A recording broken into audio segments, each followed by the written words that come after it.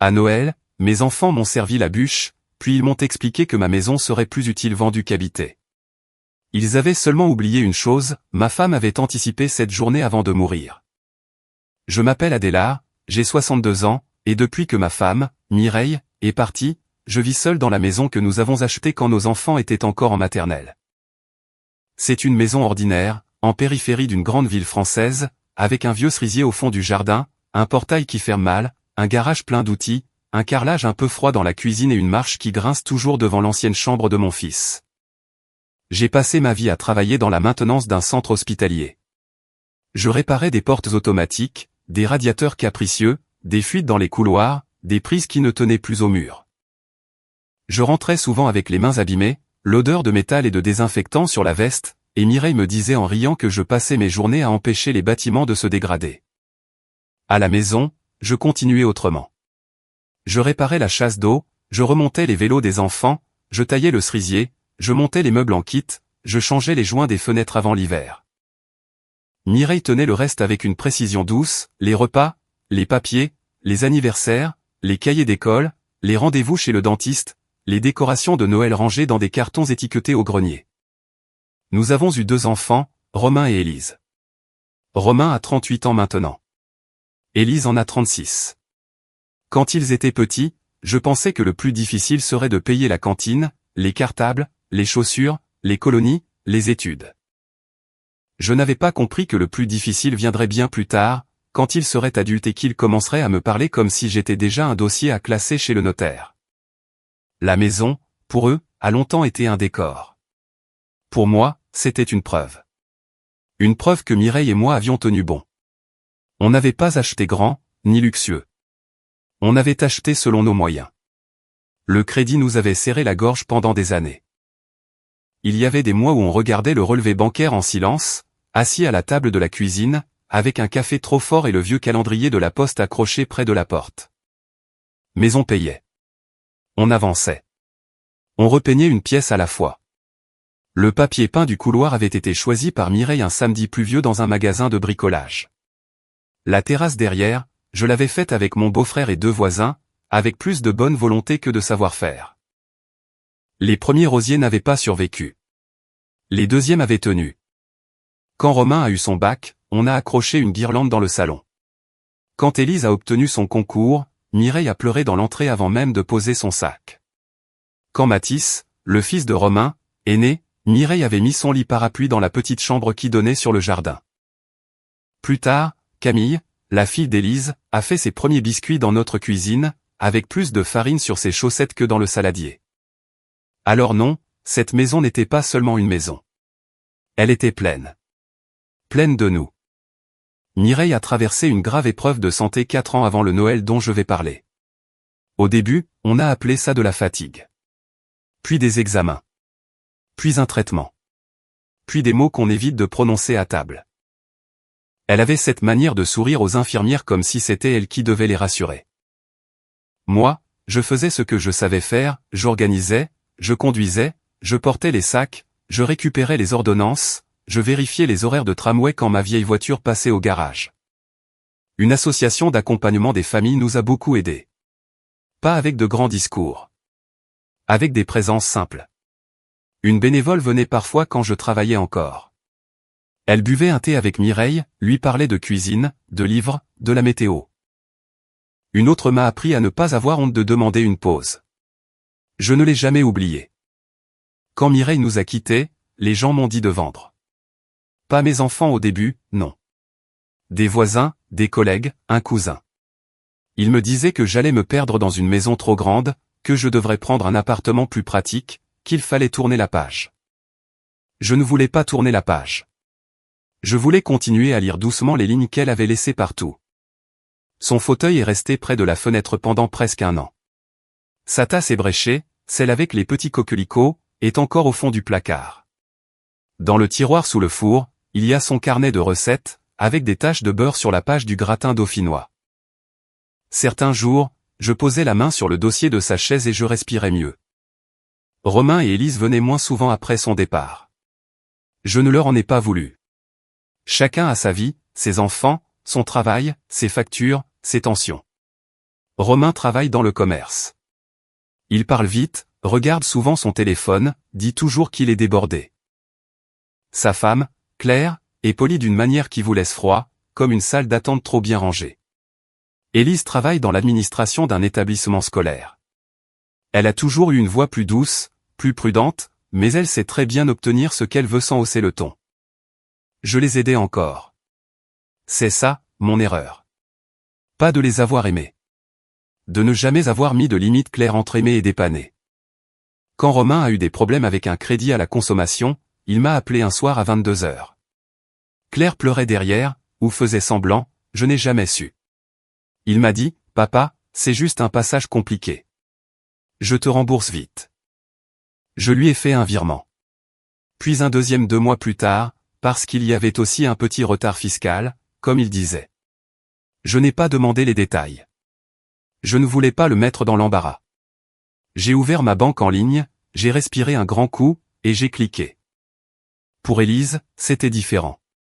Elle voulait acheter plus grand pour que Camille ait sa chambre. Elle m'a dit, « Je ne te demande pas de cadeau, papa. Juste un coup de pouce. Après, je serai tranquille. » J'ai donné pour l'apport. Pas tout, bien sûr, mais assez pour que mon assurance vie baisse d'un coup. Elle m'a embrassé dans l'entrée, les yeux humides, et m'a dit que maman aurait été fière de moi. Cette phrase m'avait touché. Aujourd'hui, je la trouve très pratique. Je gardais les petits-enfants le mercredi quand il fallait. Mathis venait après les cours avec son sac à dos et son casque sur les oreilles. Camille dessinait sur la table de la cuisine pendant que je préparais des croque-monsieur. J'ai payé des stages de foot, des voyages scolaires, des manteaux d'hiver, des vacances à la mer une année où personne ne pouvait se les offrir. Je ne tenais pas un tableau de compte. Je pensais que dans une famille, on ne compte pas. Eux, apparemment, comptaient très bien. Les premiers signes sont venus doucement, presque proprement. Un dimanche d'automne, Élise a regardé les vieux radiateurs du salon et a dit, « Tu dois avoir des factures très élevées avec tout ça. » J'ai haussé les épaules en disant que c'était comme pour tout le monde. Elle a insisté, « Oui, mais toi, tu es seul dans une maison entière. Ce n'est pas très logique. » Romain, lui, a commencé à me demander où étaient rangés les papiers. Le titre de propriété, les dernières taxes foncières, les contrats d'assurance. Il disait que c'était juste au cas où. Claire m'a envoyé par WhatsApp des liens vers des résidences seniors avec des jardins bien entretenus et des salons lumineux. Elle m'écrivait, « Regardez, Adélard, ce n'est pas une maison de retraite triste. C'est très moderne. Il y a des activités. » Je répondais avec un pouce levé, puis je rangeais mon téléphone dans la poche. Je ne voulais pas voir le mal partout. J'avais peur de devenir ce vieux père susceptible qui prend chaque conseil pour une attaque. Et puis, au fond, il y avait une part de vérité. La maison demandait du travail. Le chauffage coûtait cher. La marche devant l'ancienne chambre de Romain était dangereuse. Le portail coinçait quand il pleuvait. Mais une inquiétude sincère ne ressemble pas à une estimation immobilière. Un après-midi, Romain est passé seul. Il avait garé sa voiture devant le portail sans entrer dans l'allée. Il est resté debout dans la cuisine, les mains autour de son café, sans vraiment le boire. « Papa, tu as encore combien sur l'assurance vie ?» J'ai levé les yeux, « Pourquoi ?» Comme ça. Pour savoir. Avec ce qui va se passer plus tard, il faut anticiper. Ce qui va se passer plus tard ? Il a soupiré, comme si j'étais volontairement difficile. Tu sais bien. La succession. Les droits. Les frais. On ne peut pas faire comme si tu avais encore 50 ans. Je n'ai pas répondu tout de suite. J'ai regardé la vapeur de mon café. J'ai pensé à Mireille, qui aurait posé une main sur mon bras sous la table pour m'empêcher de m'emporter. Je suis vivant, Romain. Il a eu un rire gêné, mais oui, papa. Ne prends pas tout mal. Après son départ, j'ai ouvert le buffet du salon et j'ai vérifié mes dossiers. Tout était là. Chemise cartonnée, copie de facture, relevés anciens, actes notariés. Mireille rangeait les papiers mieux que n'importe qui. Sur une chemise, elle avait écrit au stylo bleu, « Maison. À garder. » Quelques jours avant Noël, Mathis est venu dormir à la maison. Romain et Claire avaient un dîner. Il a 16 ans maintenant, plus grand que moi, mais quand il enlève ses baskets dans l'entrée et qu'il demande s'il reste des biscuits, je revois encore le petit garçon qui courait dans le jardin avec des bottes trop grandes. On mangeait des pâtes dans la cuisine. Il regardait son assiette. Il avait cet air inquiet des adolescents qui savent quelque chose mais ne savent pas où le poser. Papy. Oui. Il a tourné sa fourchette. À Noël, tu vas pas te fâcher, hein? J'ai senti quelque chose se resserrer dans ma poitrine. Je lui ai demandé pourquoi je me fâcherais. Il a rougi aussitôt, non, rien. Papa a dit que tu dirais non au début, mais qu'après tu comprendrais. Le silence est tombé entre nous. Il a compris qu'il avait parlé trop vite. J'aurais pu le presser de questions, mais je n'ai pas voulu le mettre au milieu. Mathis, regarde-moi. Il a levé les yeux. Tu n'as rien fait de mal. Il a hoché la tête, puis il a changé de sujet d'une voix trop rapide. Moi, je n'ai presque pas dormi cette nuit-là. Le lendemain matin, en cherchant un vieux chargeur dans le tiroir du meuble télé, j'ai trouvé la tablette que les enfants utilisaient parfois chez moi pour mettre des dessins animés à Camille ou consulter des recettes. Elle était connectée à un vieux compte familial que Mireille avait créé autrefois pour partager des photos. Je l'ai allumée sans idée précise. Je voulais vérifier une intuition, et je me détestais déjà de le faire. Les notifications WhatsApp sont apparues avant même que je tape quoi que ce soit. Le groupe s'appelait Organisation Papa. Je suis resté immobile avec la tablette entre les mains. Le salon était calme. On entendait seulement le frigo de la cuisine et une voiture qui passait dans la rue. J'ai ouvert. Il y avait Romain, Élise et Claire. Romain avait écrit « On attend après le dessert, il sera plus détendu. » Claire, il faut parler devant tout le monde, sinon il va esquiver. Élise, s'il refuse, on insiste sur la sécurité. Les escaliers, le chauffage, l'isolement.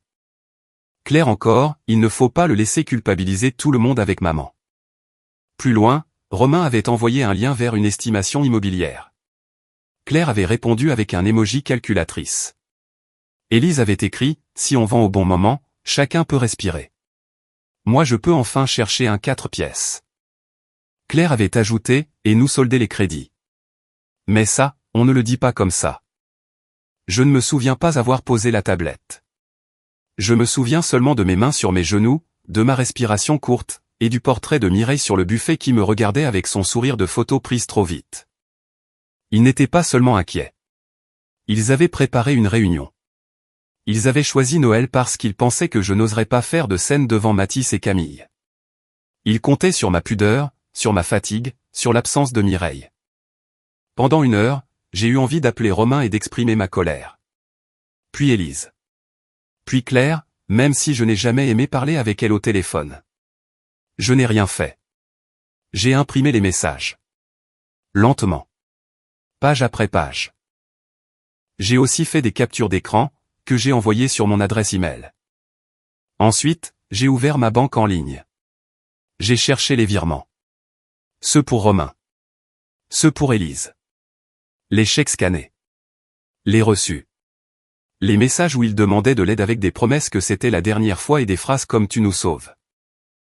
J'ai tout rangé dans une chemise cartonnée. Le surlendemain, j'ai appelé Maître Vial, la notaire qui s'était occupée de la succession de Mireille. Son étude se trouvait dans une rue calme, avec une plaque dorée près d'une porte lourde. La salle d'attente sentait le papier, le bois ciré et le café ancien. Il y avait des revues que personne ne lisait vraiment et une horloge trop bruyante. Maître Vial m'a reçu dans son bureau avec la même sobriété qu'au moment de la disparition de Mireille. Elle avait environ 55 ans, des lunettes fines, une voix posée, et cette manière de laisser les gens finir leurs phrases sans les sauver du silence. Je lui ai montré les messages. Les virements. Les demandes. Elle n'a pas levé les sourcils. Elle a lu, a pris des notes, puis a refermé le dossier. « Qu'est-ce que vous souhaitez faire, monsieur ?» J'ai regardé mes mains, je ne veux pas punir mes enfants. Elle a attendu. Je veux empêcher qu'ils transforment ma fin de vie en avance sur héritage. Elle a hoché la tête, vous êtes propriétaire. Vous êtes vivant. Et tant que vous êtes lucide et libre de vos décisions, personne ne peut vous imposer de vendre votre maison. J'ai soufflé, comme si je le savais sans réussir à y croire. Elle m'a expliqué les choses simplement. En France, la loi protège les héritiers avec la réserve héréditaire, imposant des règles et un cadre. Mais on peut organiser les choses. On peut préciser. On peut léguer dans la quotité disponible. On peut prévoir des dispositions pour éviter la précipitation, protéger certains biens, reconnaître les aides déjà données, favoriser les petits-enfants dans les limites légales, soutenir une association. On peut surtout laisser des traces claires, datées, faites sans pression. Puis elle a ajouté, votre épouse avait laissé une enveloppe à l'étude. J'ai relevé la tête, une enveloppe? Oui. Avec une consigne. Elle devait vous être remise si vous veniez un jour nous consulter au sujet de la maison, sous pression familiale. C'étaient ces mots. J'ai senti mes yeux brûler. Maître Vial a ouvert un tiroir, sorti une enveloppe un peu jaunie, scellée, avec mon prénom écrit dessus de la main de Mireille. Adélard. Rien d'autre. Je n'ai pas voulu l'ouvrir tout de suite. Mes doigts tremblaient. Maître Vial m'a proposé un verre d'eau. J'ai dit non, puis oui. Quand j'ai enfin déchiré le bord, j'ai reconnu l'écriture de Mireille avant même de lire les mots. Elle avait cette façon de pencher légèrement les lettres vers la droite. Mon Adé. Si tu lis cette lettre, c'est que je ne suis plus là pour poser ma main sur la tienne et te dire de ne pas céder par peur d'être seul. Je connais nos enfants. Je les aime, mais je sais aussi ce que l'argent peut réveiller chez ceux qui pensent avoir manqué, même quand on leur a beaucoup donné. Si un jour ils regardent cette maison comme de l'argent, et non comme notre vie, ne les laisse pas te la prendre. Cette maison t'a coûté tes soirées, tes épaules, tes vacances, parfois ta santé. Elle a abrité leur colère, leurs anniversaires, leurs retours, leur pardon. Elle n'est pas un coffre à vider pendant que tu respires encore. Promets-moi de rester debout. Pas contre eux. Pour toi. Je n'ai pas pu lire la suite sur le moment. Maître Vial a détourné le regard avec délicatesse. Dans ce bureau silencieux, entre les chemises cartonnées et les formules administratives, ma femme, qui nous avait quittés depuis 4 ans, venait de me parler plus clairement que mes enfants vivants. Ce jour-là, j'ai pris ma décision. Nous avons travaillé sans bruit. J'ai demandé à faire modifier mon testament. Maître Vial m'a fait relire chaque phrase. Elle m'a demandé plusieurs fois si j'agissais librement. J'ai même accepté de fournir un certificat médical récent attestant que je n'avais aucun trouble cognitif, parce que je connaissais déjà l'argument qui sortirait plus tard en insinuant que je n'étais pas dans mon état normal.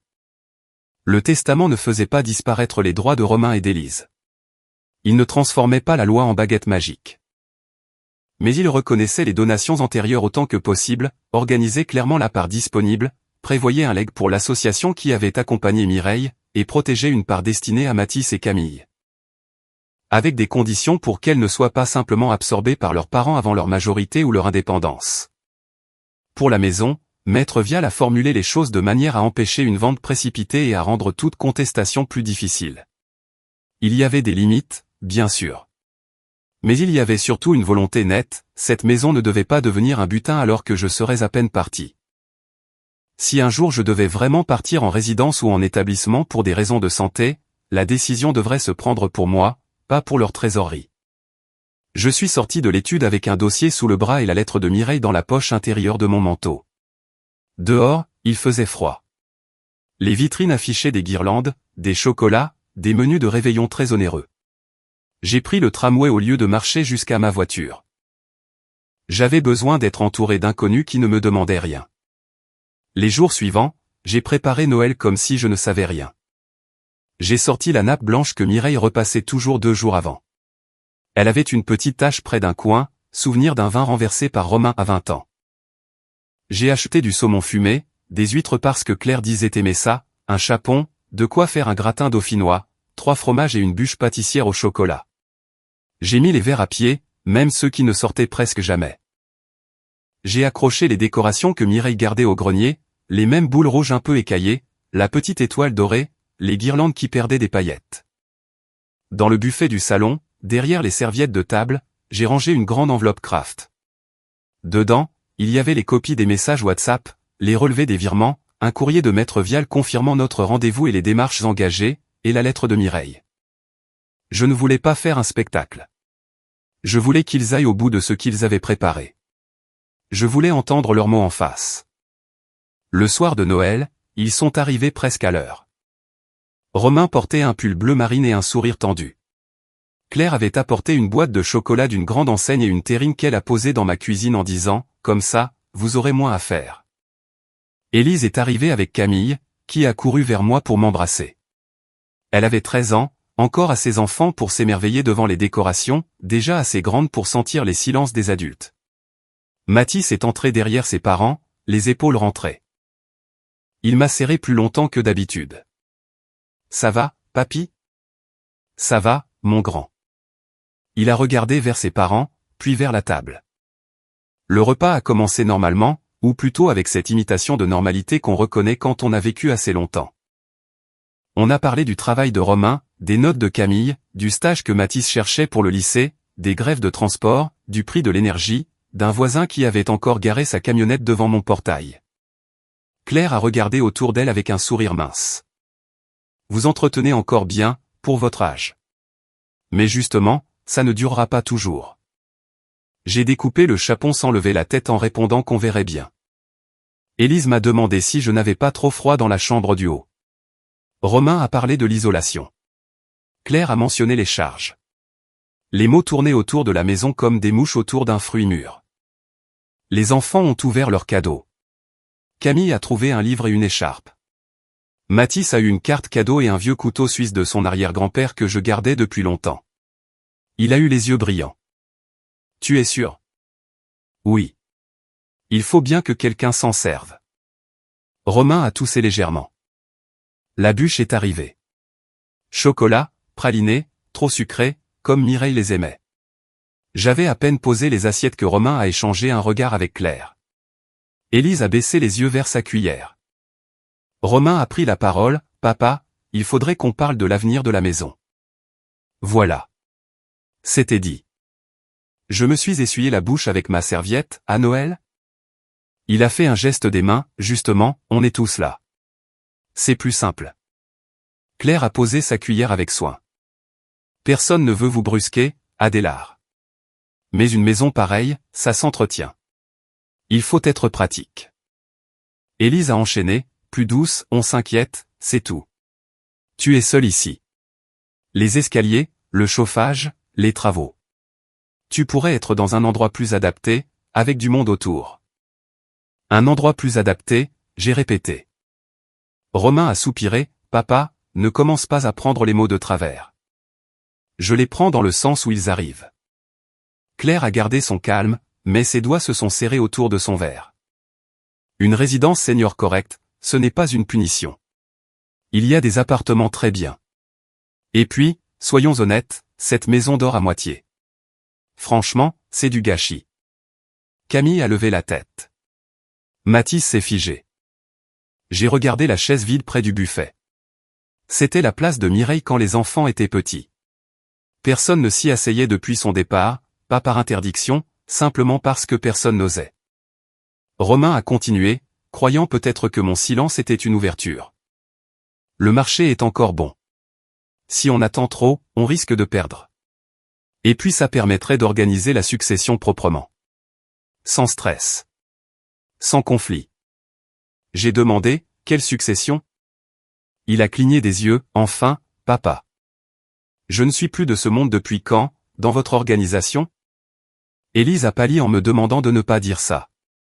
C'est pourtant le sujet, non? Claire a pris un ton plus ferme, vous dramatisez. Une maison de retraite correcte, ça se paie, et autant organiser les choses avant que ça devienne compliqué. La phrase est tombée comme une assiette qui se casse. Même Romain a semblé gêné par la brutalité. Élise a murmuré le prénom de Claire pour l'arrêter, mais celle-ci n'a pas reculé. Quoi? Il faut bien que quelqu'un parle concrètement. Je me suis levé. Personne n'a bougé. J'ai senti tous les regards sur moi, surtout ceux de Mathis et Camille. Je suis allé jusqu'au buffet de Mireille. J'ai ouvert le tiroir du milieu. La clé accrochée près de l'entrée a légèrement teinté quand j'ai frôlé le meuble. J'ai pris l'enveloppe Kraft et je suis revenu à table. Romain a eu un petit rire nerveux. « Papa, qu'est-ce que tu fais ?» Je me suis rassis. Vous avez préparé votre conversation. Moi aussi. Le silence a changé de nature. Avant, il était gêné. Maintenant, il était inquiet. J'ai sorti les premières feuilles. Les captures d'écran du groupe Organisation Papa. Je les ai posées au milieu de la table, entre la bûche entamée et le plateau de fromage. Claire a compris la première. Son visage s'est fermé. Vous avez fouillé? Une tablette connectée chez moi a affiché vos messages. Romain s'est penché en disant que c'était privé. Me pousser hors de ma maison aussi, ça aurait pu rester privé. Vous avez choisi Noël et la présence de vos enfants. Élise a porté une main à sa bouche. J'ai lu calmement. Romain, on attend après le dessert, il sera plus détendu. Claire, il faut parler devant tout le monde, sinon il va esquiver. Élise, s'il refuse, on insiste sur la sécurité. Les escaliers, le chauffage, l'isolement. Claire, il ne faut pas le laisser culpabiliser tout le monde avec maman. Camille a regardé sa mère en répétant ce mot, maman. Élise a fermé les yeux. Claire a redressé le menton, on essayait de faire les choses bien. Non. Vous essayez de faire les choses efficacement.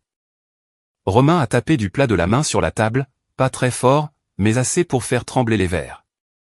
Tu comprends tout de travers. On pense à toi. J'ai sorti les relevés. Ça, c'est le virement pour ton crédit à la consommation. Ça, le retard fiscal.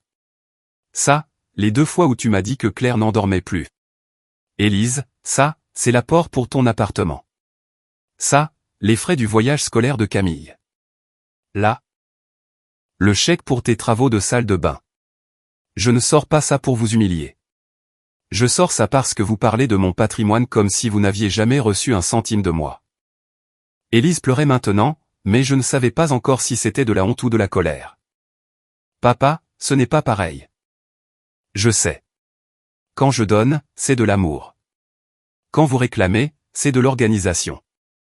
Romain s'est levé à moitié, tu vas nous faire passer pour des gens sans cœur devant les enfants? J'ai regardé Mathis, puis Camille, je n'ai pas choisi leur présence. Vous si. Claire s'est tournée vers Romain en lui disant qu'elle l'avait prévenu que j'utiliserais sa mère. Cette phrase m'a glacé plus que toutes les autres. J'ai pris la dernière enveloppe, plus petite. Celle de Mireille. Mes doigts étaient calmes, à ma grande surprise. Votre mère avait laissé une lettre chez Maître Vial. Romain a froncé les sourcils, surpris. Je lui ai expliqué que c'était une lettre à me remettre si un jour je me sentais poussé dehors à cause de la maison. Claire a soufflé que c'était ridicule. Je ne lui ai pas répondu. J'ai déplié la feuille. L'écriture de Mireille a rempli la pièce avant ma voix. J'ai lu seulement quelques lignes, parce que le reste m'appartenait. Si un jour il regarde cette maison comme de l'argent, et non comme notre vie, ne les laisse pas te la prendre. Elle n'est pas un coffre à vider pendant que tu respires encore. Promets-moi de rester debout. Pas contre eux. Pour toi. Personne n'a parlé. Camille pleurait sans bruit. Mathis fixait son assiette. Romain était devenu très pâle. Élise avait la tête basse. Claire regardait la lettre comme si elle cherchait une faille juridique entre les lignes. J'ai rangé doucement la feuille. Votre mère vous connaissait assez pour vous aimer. Et assez pour me prévenir. Romain a retrouvé sa voix, donc quoi? Tu nous punis avec un papier de maman?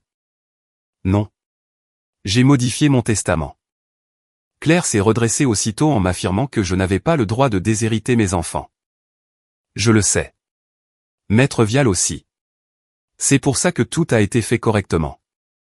J'ai sorti le courrier de l'étude notariale. Pas le testament complet, pas devant les enfants. Juste la preuve que les démarches existaient, datées, signées, faites dans un cadre légal. Vos droits seront respectés. La loi sera respectée. Mais mes donations passées seront prises en compte autant que possible. Une part ira à Mathis et Camille dans des conditions protégées. Une part ira à l'association qui a accompagné votre mère. Et la maison ne sera pas vendue simplement parce que vous avez décidé qu'elle dormait à moitié. Romain a ricané, mais son rire sonnait faux. Tu préfères donner à une association plutôt qu'à tes enfants. Je ne préfère pas une association à mes enfants. Je préfère la gratitude à l'appétit. Élise a murmuré que j'étais dur. Je l'ai regardée. Ma fille, mon bébé autrefois, celle qui s'endormait dans la voiture avec son doudou contre la joue. Non, Élise. J'ai été mou trop longtemps. Ce n'est pas pareil. Claire s'est levée, on ne va pas rester ici à se faire manquer de respect. Personne ne vous retient. Romain a attrapé son manteau. Il tremblait de colère en me disant que j'allais le regretter. Peut-être. Mais pas ce soir. Mathis n'a pas bougé tout de suite. Claire lui a ordonné de venir. Il s'est levé lentement. En passant près de moi, il a posé une main sur mon épaule. Un geste de 2 secondes. Rien de spectaculaire. Mais j'ai senti que je n'étais pas entièrement seul. Élise est restée encore un instant, perdue entre sa fille, son frère et moi. Camille lui a demandé d'une petite voix pourquoi elle voulait vendre la maison de mamie. Élise n'a pas su répondre. Elle a seulement dit que ce n'était pas comme ça. Camille a essuyé ses joues avec sa manche, si mamie était encore là, tu lui aurais dit pareil? Cette fois, Élise a pleuré autrement. Pas beaucoup. Pas comme dans les films. Juste 2 larmes qu'elle n'a pas réussi à retenir. Elle a pris le manteau de sa fille et elles sont parties. Je suis resté seul dans la salle à manger, avec la bûche à moitié mangée, les serviettes froissées, les verres encore pleins, et l'enveloppe posée près de mon assiette. Je n'ai pas pleuré tout de suite. J'ai débarrassé. C'est idiot, mais j'avais besoin de gestes simples. J'ai mis les assiettes dans l'évier. J'ai emballé les restes. J'ai plié la nappe sans la secouer dehors parce qu'il faisait trop froid. Puis je me suis assis dans la cuisine avec un bol de café réchauffé et la boîte de biscuits de Camille au milieu de la table. La photo de Mireille était toujours sur le buffet, dans le salon. Je lui ai dit à voix basse que j'avais tenu bon. Les jours suivants n'ont pas été calmes. Romain m'a envoyé 3 messages. Le premier disait que j'avais gâché Noël. Le deuxième que Claire était sous le choc. Le troisième que je devais lui donner les coordonnées de Maître Vial pour clarifier les choses. Je n'ai répondu qu'au troisième. Tu peux prendre ton propre conseil si tu veux contester quelque chose. Maître Vial est ma notaire. Il a appelé. Je n'ai pas décroché. Avant, j'aurais répondu pour apaiser. J'aurais expliqué, justifié, arrondi les angles. Cette fois, j'ai laissé sonner. Élise m'a écrit 2 jours plus tard pour me dire qu'elle ne savait pas que Claire avait formulé les choses ainsi. J'ai regardé longtemps le message. Puis j'ai répondu, mais tu étais dans le groupe. Elle n'a rien renvoyé pendant plusieurs heures. Le soir, elle a écrit qu'elle avait honte. Je n'ai pas su quoi faire de cette phrase. Je l'ai gardée sans la récompenser trop vite. Une semaine après Noël, Romain et Élise ont essayé d'obtenir un rendez-vous avec Maître Vial. Elle m'en a informé, sans détail inutile. Elle leur a rappelé ce qu'elle pouvait rappeler, leur père était vivant, lucide, propriétaire, et libre de ses choix. Elle n'avait pas à leur communiquer mes dispositions personnelles. S'ils estimaient avoir un motif légal, ils pouvaient consulter un avocat. Le mot avocat a refroidi Élise. Pas Claire. Claire voulait contester. Elle disait que j'avais été manipulé par le souvenir de Mireille, que la lettre était trop commode, que je n'étais peut-être pas aussi autonome que je le prétendais. Romain m'a répété ça au téléphone un soir où j'ai fini par décrocher. Claire pense qu'on peut prouver que tu agis sous émotion. J'ai répondu, évidemment que j'agis sous émotion. Je suis un être humain, pas une armoire. Mais les documents ont été faits avec un notaire, calmement, et mon médecin m'a vu. Tu peux appeler ça de la rancune. Moi, j'appelle ça arrêter de financer votre impatience. Il est resté silencieux, puis il m'a reproché de ne pas leur en avoir parlé avant. J'ai presque ri, comme vous m'avez parlé du groupe WhatsApp. Il a raccroché. Avec Élise, ce fut différent. Elle n'est pas venue s'excuser en tombant dans mes bras. Ce n'est pas son genre, et ce n'est pas la vraie vie. Elle m'a appelé un dimanche de janvier. Sa voix était fatiguée. Camille ne veut plus venir chez Romain quand Claire est là. Je suis désolé pour elle. Elle me pose des questions. Elle a 13 ans. Elle comprend plus qu'on croit. Élise a respiré fort, je me suis raconté que c'était pour toi. Que tu serais mieux ailleurs. Et oui, j'avais aussi besoin d'argent. Je n'ai pas voulu voir la différence. Je n'ai pas répondu tout de suite. Sur la table, il y avait une facture d'énergie, mon bol de café, et un tournevis que j'avais oublié de ranger après avoir réparé la poignée de la porte du cellier. Je peux entendre ça, Élise. Mais je ne paierai plus pour que tu te sentes moins coupable. Elle a pleuré doucement en disant qu'elle le savait. Je ne lui ai pas pardonné ce jour-là. Je lui ai simplement laissé une porte entr'ouverte. Une vraie porte, pas un tiroir-caisse. Romain, lui, est resté froid. Pendant des mois, il m'a parlé par message court, surtout quand Mathis voulait passer. Claire ne m'a plus écrit. Je ne m'en suis pas plaint. Un dimanche, Romain est venu récupérer son fils et m'a lancé dans l'entrée, « Tu te rends compte que tu as cassé la famille pour une maison ?» J'ai regardé le vieux porte-clés de Mireille accroché près de la porte, non. J'ai arrêté de faire semblant qu'elle était intacte. Il a serré la mâchoire en me traitant de personne dure. Peut-être. Mais je ne suis pas devenu un dossier parce que j'ai vieilli. Mathis, dans l'allée, faisait semblant de regarder son téléphone. Je savais qu'il entendait. Romain aussi. Après ça, les choses ont trouvé une nouvelle forme. Je n'ai pas vendu la maison. J'ai fait réparer le portail, isoler un peu mieux les combles, installer une rampe près de l'escalier. Pas parce qu'il me l'avait dit, mais parce que c'était raisonnable quand c'était décidé par moi. Un voisin m'a aidé à repeindre le garage. J'ai donné quelques meubles dont je n'avais plus besoin. J'ai gardé le fauteuil de Mireille, mais je l'ai déplacé dans la véranda, là où le soleil arrive l'après-midi. J'ai aussi repris contact avec l'association qui nous avait accompagnés. Au début, je voulais seulement faire un don. Puis une bénévole m'a demandé si je pouvais accueillir parfois des réunions de famille, pas de grands groupes, juste 3 ou 4 personnes autour d'un café, dans un endroit moins froid qu'une salle municipale. J'ai dit oui. La première fois, j'ai préparé du café, des biscuits, et j'ai ouvert la porte à 2 femmes dont les maris traversaient des épreuves médicales, et à un homme qui ne savait plus comment parler à sa sœur en fin de vie. Ils se sont assis dans mon salon, sous les décorations que je n'avais pas encore rangées. Personne ne m'a demandé combien valait la maison. Ça m'a fait du bien. Mathis est revenu souvent.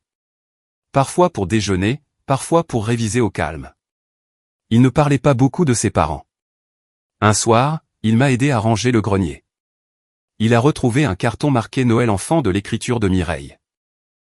Dedans, il y avait des guirlandes, des boules en papier, des dessins d'école de Romain et Élise. Il a tenu un dessin de son père, un sapin énorme avec des cadeaux partout.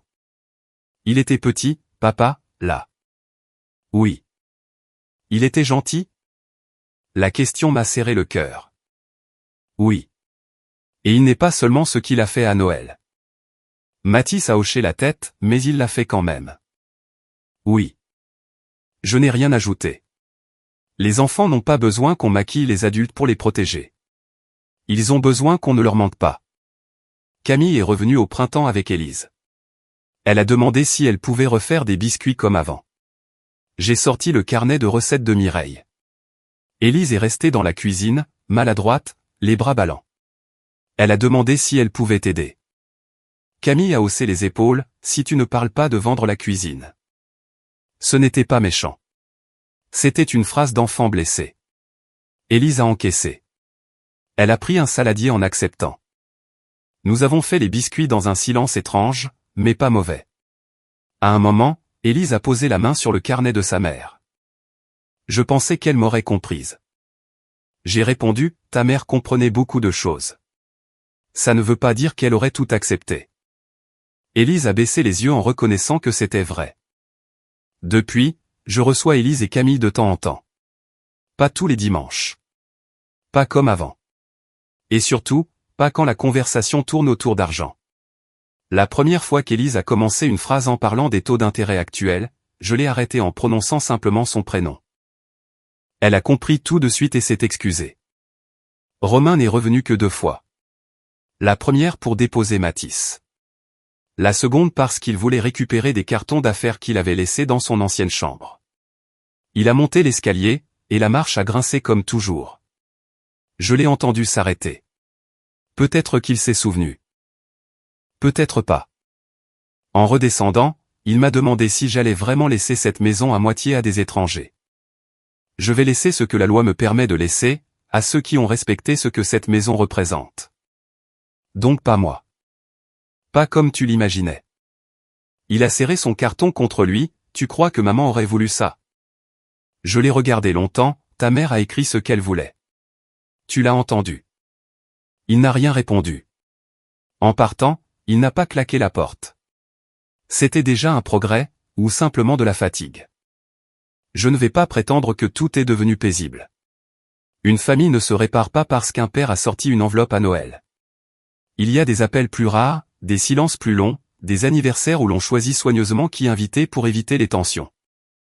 Il y a des moments où la solitude revient fort, surtout le soir, quand la maison craque et que le jardin est sombre derrière la fenêtre. Mais cette solitude-là est plus saine que celle que je ressentais quand je payais pour qu'on m'appelle. J'ai changé mes habitudes. Je ne réponds plus aux demandes d'argent dans l'urgence. Je dis que je vais réfléchir une fois les documents reçus. Souvent, ça suffit à faire disparaître la demande. Je ne justifie plus mes dépenses. Je ne m'excuse plus de garder ma maison. Les repas du dimanche existent encore, mais seulement pour ceux qui viennent manger, pas évaluer les murs. À Noël suivant, je n'ai pas organisé de grands repas. J'ai invité Mathis et Camille l'après-midi. Élise est venue les déposer et a accepté un café. Romain a prétexté autre chose. Claire n'a pas donné signe de vie. Nous avons décoré le cerisier du jardin avec une guirlande extérieure un peu ridicule. Camille a ri parce qu'une branche penchait. Mathis a réparé la rallonge avec moi dans le garage. Élise est restée sur la terrasse, son bol de café dans les mains, emmitouflée dans son manteau. Avant de partir, elle m'a dit, « Papa, je ne te demande rien. Je voulais juste te dire que Camille parle encore beaucoup de mamie ici. Je crois que j'avais oublié que cette maison servait aussi à ça. » J'ai hoché la tête en lui conseillant de ne plus l'oublier. Elle m'a embrassé sur la joue. Ce n'était pas un pardon complet. Ce n'était pas une réconciliation de cinéma.